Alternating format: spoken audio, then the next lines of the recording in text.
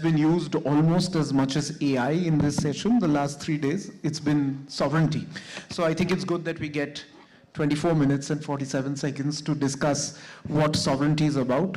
So I'll jump straight in. We've got a great panel. And I think the key question of sovereignty is a question of who gets to make the rules. And the way in which sovereignty has been discussed is in terms of where data is stored. So we have a variety of viewpoints here, and I'd look to get some opening remarks from each of you. So Sunil, I'll start with you. You're running some very large and very impressive data centers in India. One term that we've often heard is sovereign yet connected. So we want to be sovereign but connected. Is that realistic? No, as you said that there are different ideas, different theories, different narratives going on in sovereign. Everybody has their own take on sovereignty. And so many times sovereignty is also confused with we will do everything ourselves. We'll start looking inwards. We will isolate ourselves from the rest of the world and everything is done by us also.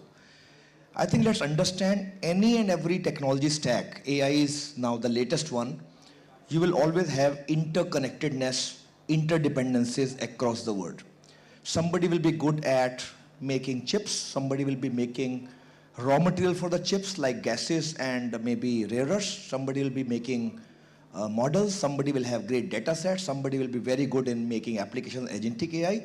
You will have, and of course, capital flows. Somebody will have lots of capital and somebody will be waiting for that capital and somebody will have talent. We all know where India is good at and where any other country is good at. So sovereignty for sure does not mean we become isolated and just try to do everything ourselves. It is a matter of what is the thing we need to control and what is the thing where we need to collaborate. For sure, it definitely means that as a country, we do not allow a single country or a single company to define our digital destiny for future, right? Answering your second question, that there are certain things which are fundamental. Compute infrastructure, I strongly believe, has to be within your country, has to be within your control. That is where your data is getting processed. That is where data is getting stored. That is where your models are being made. Your needs as a country, forget control, your needs as a country are unique. You want to create a voice-based AI because majority of population may not be comfortable speaking in English or writing in English, but they'll be very, very comfortable talking in their own native language. We all are very comfortable talking rather in a mix of Hindi, English, Malayalam, Kannada, whatever our native languages, and we mix it with English. So if we are able to talk to a device in my own native language, with my own slang, and the device does all the processing and gives me my answer in real time in my own language, my slang, that is where the real benefit, that is where population scale benefits comes in. Maybe the model builders of any other country may have a different viewpoint of how they want to adopt AI at a global level. So frontier models are good for those use cases, but for India use cases, possibly I need the focus to go on my use cases which can benefit masses at a larger scale. So both from control point of view that nobody else should tomorrow just switch off my access to digital infrastructure, and also from the point of view that my priorities for my citizens can be different. I would rather like to have sovereign compute, right? And some of the models which are taking care of, let's say, as Minister I think said in the last 3-4 days in Davos also, that 95% of the use cases which India requires can possibly be handled by having models which are 20 billion to, let's say, 100 billion parameters. You don't need to necessarily go for frontier models, trillions of parameters. So we build our compute here, we store our data here, we allow controlled data flow outside, we build the models which are satisfying 95% of my need. That is what I need to do. But what we can do, and I give you our own example as Yotta. While on one side I'm building... So Sunil, we'll just come back to that. We'll just get everybody else in and then we'll speak about your examples. I'm just mindful of time. So I think the takeaway is that as far as the infrastructure layer is concerned, as in sovereignty in compute is not only desirable, but perhaps possible. And as far as control is concerned, and we should try to have control, but I'll take that to you, Nasubo. Let's look at the design layer. I mean, Sunil gave what the infrastructure is about. Sovereignty is also about who makes the rules in terms of how things are designed. And what Sunil said may work for a very large country like India, where there are lots of builders, but how does it translate to the rest of the world? Maybe some experiences from Kala as well. Excellent. Thank you very much for this. When you look at, or when you think about, let's say, Africa, sometimes we are disadvantaged in that we don't have compute. When you look at the computing capacity, it's like at 1%. So already we are at disadvantage before we even leapfrog and get ahead. But the one thing we have is we have data, we have use cases. So when it comes to use cases, how are we able to design for our lived realities? Because we, as he said, that the language, the different things that we are looking at. For example, when you look at the local needs, what are the things that we want that we can adopt? For example, if I look at the use case of health, if you look at how people in other sectors have been looking at health, for example, like we've done a lot of work on designing for our needs in terms of breast cancer. We were able to get like data sets from our lived context, knowing that when you look at the composition of the breast tissue for African women, it's different. So those are the use cases that we need to look at, because we can be confident and say that, yes, we don't have compute, but we have the use cases, and that's the important bit that we need to put into place. That in as much as we are disadvantaged, we have use cases, we have the people who are able to build. That's the one component that we never talk about. We always talk about, we are getting the data there, someone else is defining the rules, but we can define the rules by building the tools that actually work for the people in our context, and being confident that, once it works for our context, then people are going to use. Right. That's right. I think that's a really powerful statement, because at the end of the day, it's only local people who have skin in the game who will build for local problems. And I think that's where actually the opportunity also lies. So I think that's a very critical intervention. And I'll take that to you, Seema. So we've discussed the infrastructure layer, the design layer, and I think it would be good to get a holistic perspective as far as critical systems and sovereignty in critical systems is concerned. Especially because, as Sunil was saying, that while we can certainly try to build compute and store it locally, it's again a pipe dream to think that any country can do everything itself. So there are, of course, questions of supply chains, trusted supply chains, who's supplying what, and how that control is going to be exercised. So maybe a little bit from your experiences as to what sovereignty means for you, building a large data center or many large data centers now in India, but in the rest of the world as well. So first of all, thank you. I just keep it, I've answered this in two parts. And real quickly, right? So, critical question at the critical moment. I think it's very important. It's like an important, pertinent question for this decade. First question is, can you be connected and sovereign? Yes. I don't see a problem at all being sovereign and connected. I think over there, what is important to understand is basically the strategic control that you needs to be sovereign, and it remains sovereign. I think that's the definition more on sovereign. So you don't need to really build everything yourself. So if you want me to just elaborate around the three, what does really government look from its services? So it's like public services, critical citizen data, financial networks, AI systems, unlimited amount. So we're not talking of outsourcing right over here. What we are talking of is basically critical national infrastructure. I think it's very important to define not in general, but in specific, right, what it means. So let's look at three things. One is ownership. Is ownership very important across all the components in the supply chain and in the critical infrastructure for government? Not really. Not really. I think we need to define the extent to which you want to have ownership. Second is visibility into ownership structures. And third, I think for most important for all countries, whatever, developed, underdeveloped, developing, whatever it might be, I think it's important for all of us to treat like our digital assets like any other precious asset. And therefore, you have to have policies, guardrails that ensure whatever you have in a sovereign or semi-sovereign infrastructure is not compromised externally, and you have a degree of assurance where you don't have geopolitical leverage. I think that is important. That defines sovereignty to a great extent. So what does it mean for industry? Industry, we have seen some really good models come up, right? So there is like sovereign infrastructure model. I've seen some real good air-gapped, some kind of ring-fenced environments within the commercial infrastructure, which has been very interesting. And of course the public-private, which still remains. What does it all mean? It means no national, we are not trying, the goal is not to nationalize. I think the goal is assurance, which is most important. That's number one. That's your strategic ownership question. The second is operational efficiency.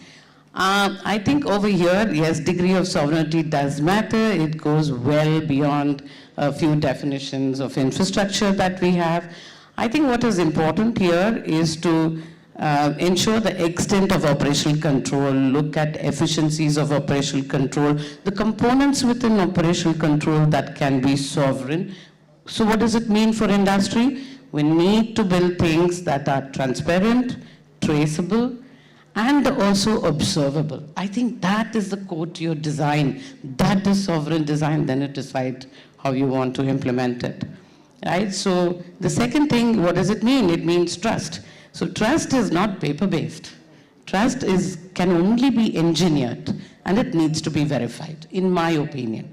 Okay, I'm quickly coming to the third question. I think you had so many things. Supply chain trust, absolutely. Today, if you look at data sovereignty, it goes well beyond data, digital data, right? It goes into hardware, chipsets, network components, AI provenance, a whole lot of stuff. So in this case, I think industry needs to basically, you can't isolate yourself. I do not believe in that. You need to forge very good technology global partnerships. It is important. Again, another degree of trust. The second thing is, of course, you can have some guardrails around it by the government, and you can govern that. I think what is most important in this case is to build some sovereign capacity by domestic, which is because in the age of AI, I strongly believe that the sovereign AI compute infrastructure has become a global leverage. So it is important, right? So these are my take, and basically what I also believe in this is national digital infrastructure for any country is like a national infrastructure, which could be like a power grid, ports, or a telecom. So you treat it with that level of, whatever you need to do for it. Secondly, a very good guardrails from the government to safeguard sovereignty and govern it. Industry should focus on innovation and not worry too much, whatever you can not own, try to own everything, because it slows down your transition. That's right. And your aspiration of growth. And this is my little take on sovereignty. No, that's great. And I think one underlying point that you made across these three is of trust. Because at the end of the day, you can't build everything yourself. Sovereign nations don't do things themselves, even in a non-AI analog world. So it's not that you're going to do everything yourself. But sovereignty is only partly what we say, but more importantly, I think, is what we do. And so I want to take that to each of you in terms of what you are doing in your own domains, in your own companies, and where that line, that what am I going to do myself? What am I going to do with somebody else? And if so, how will I ensure that this person is trusted and I have control? So Sunil, you were saying about Yotta and what you do, briefly, so that we can get the others in. Yeah, sure. So I'll just go by the actual examples which we have sort of done in the last 2 years or so.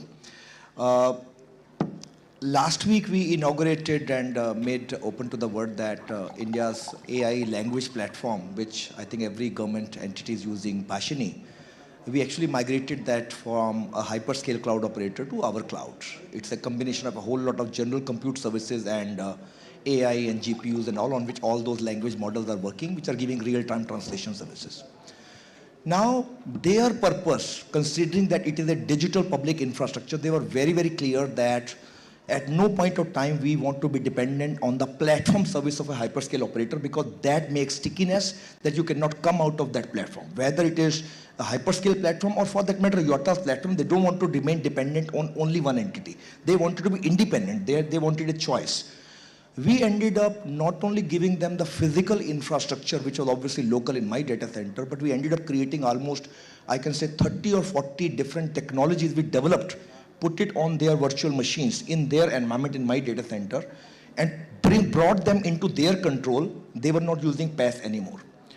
At the last, when everything was going live, we suddenly realized there is one component, NVCF, which is a NVIDIA's software tool, which was still running on NVIDIA's platform somewhere in US, and it was not running in India.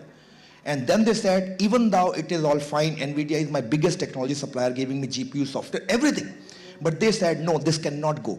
This software component, very critical for this whole structure, but it has to come within your control into my environment. So what we have done after that, after everything was done, was also to, and NVIDIA agreed to open source that part of the software, brought the software into our environment, and now it is running within my control.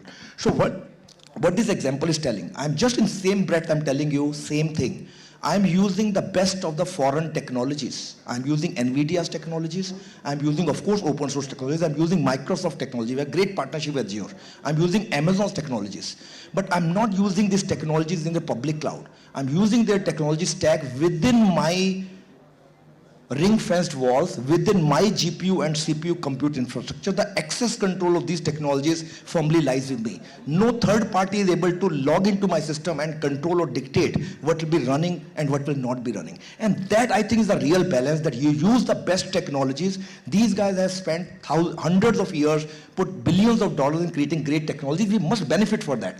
But you use these technologies within your environment, within your control. That's right. So I think partnership and not dependence. What I'm interested in, Nasubo, and I'll come to you on this, is what you're doing at Kala. Because what Sunil is saying may work, say, in a setting like India, where tell NVIDIA perhaps that some part can be stored on something locally. But I'm thinking of Malawi, I'm thinking of Lesotho or Eswatini, I'm thinking of smaller Southern African countries, which also will want to use AI for solving local problems. And so what does it look like from your perspective, having done so much work in Southern Africa? When you look at, let's just first ground what Africa has, right? How are we going to use compute that also allows for offline? That is one of the use cases we are looking at, because in as much as digital connectivity is everywhere, in Africa it's up to like 50%. So how do we also ensure that people are able to use? So one of the ways that we do this is, one, we are working with global partners to give us compute, but at the same time we also want to buy compute for ourselves, because the conversations that he's talking about in the rules, creating the rules and the structure, can only be done once you also understand what is happening. So at Kala, we are also offering compute to different innovators, and if you go to our stand in Hall 14, you are able to interact with different African innovators from the AI village who are building AI innovations. And part of those innovations are innovations that allow for offline access. That is the one thing that, we need to be cognizant of. We need to understand how will it work practically. That's something that Kala is actively building, actively championing for, so that when we're having even conversations with government, we are going to them and saying, yes, compute is something that we may not have, but if you approach, let's say, big tech, and you're talking about, offering compute, offering us, being sovereign, this is what it means. So we are also having conversations with different African governments to talk about what we are learning, what people are building, and now having, once they have the understanding, now we can continue ensuring that our use cases are well represented. Because if we just take things that are dictated to us without having like a perspective, it means that we are building for exclusion. And for us, we want to ensure that all voices are well represented, including the people who are offline, who want to use AI for solving use cases in our sectors. That's right, and I think this is resonating greatly the fact that you're building for offline, because when we were doing Aadhaar in India and the legal framework for Aadhaar, which underlies all our DPIs, one of the key game changers was from moving from online authentication to offline verification, because we realized that that was a big need. So this is where the Global South, I think, needs to learn from each other, because these problems are somewhere similar. Last word perhaps to you, Seema, on this, in terms of your actual experiences in ensuring that you have control over whatever is within your ring fence, but what's outside is something that you trust and you think will further the goal of sovereignty and sovereign AI, as you mentioned. Something from your practical experiences. Yeah, so let me just give you what most of us are doing and why it is pertinent and it's important. Currently we are building for demand, so it's like a gigawatt AI factories, huge amount of compute, huge amount of data centers. It has to be done responsibly in all ways, and a lot of money. I think what's important is how does this work between the government and the enterprise. I think that is the recipe for success. So there are 3-4 things which I have a take. One, of course, is basically the policies need to evolve along with the infrastructure, right? They are not paced at the same, so that I think is important. The second thing is government must lay the sovereign guardrails. It's all spoken about, but you don't have them, so it's very difficult. Third, I think what is also important in every country to help the industry to build that capacity is also give, not only have a long-term stability of your policy, but also look at commitment so that private enterprises, private industry is confident of building that huge capacity for you. I think that's very, very key. And last but not the least is definitely look at security and regulatory, not at point-in-time checks, but more move it to a continuous verification process. But this will ensure your sovereignty is implementable.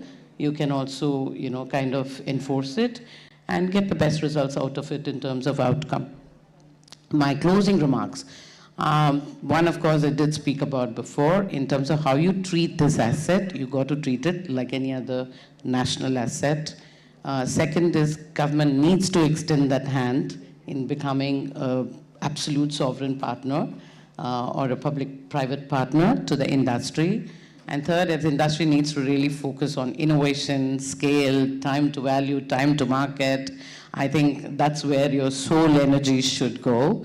And last but not the least, this is a co-accountability for every country. It can't be one over the other, right? And that will ensure you safeguard your national interest and also do scale and progress without compromising your transformation times and things like that. So you're not left behind. See, AI is a journey where we don't want any country to be left behind. For one, lack of resources, lack of definitions, security, sovereignty, access. I think we need to have that. I really like the theme. Right? It says welfare for all and happiness of all, and that should really be the case if it is so very, transforming in nature. That's right. And I think if we were to quickly wrap up with some takeaways, because we see that the purpose of this session was that data sovereignty shouldn't be just theoretical, a slogan. It has to work in practice. And what I took away from the three of you who are actually walking the talk on data sovereignty is in terms of the role of the market is essentially to build sovereign AI in whichever country you may be in, and build it yourself, stored locally, and ensure that you have trusted partners when you are partnering with someone, because it's obviously futile to try to even think about doing anything yourself. As far as governments are concerned, again, I like the word you used, co-accountability. This is a partnership. And I think government has to build guardrails, but hand in hand with both the bazaar and the samaj, that's the society and the market. And as far as the samaj is concerned, the society, and Kala mentioned that about, at the end of the day, we mustn't forget that what we are trying to do is solve real problems for real people. So like she mentioned that the breast tissue in an African woman is different in somewhere else, and that's the person whom we are trying to serve. And I think that that is what is imperative for all of us to do. And I think it's appropriate to end with what Gandhiji said, that we must think about the last person in the line. And I think when we are talking about AI, just because we are in a kind of modern technocratic age, we shouldn't forget that it's that last person, the man or woman in the queue, the most unfortunate, who we must think about, because at the end of the day, that is for whom AI is built, and that is for whom we are talking about sovereignty. So we leave it there. Thank you very much, ladies and gentlemen, and thank you to my panelists for a wonderful session. Amazing moderator.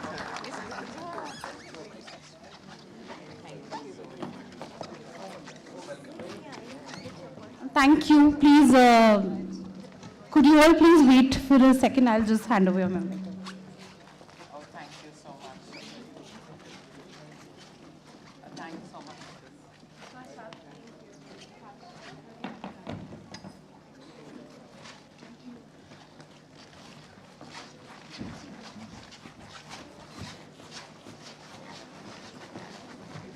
I request everyone to please settle down. We'll be beginning the next session very soon.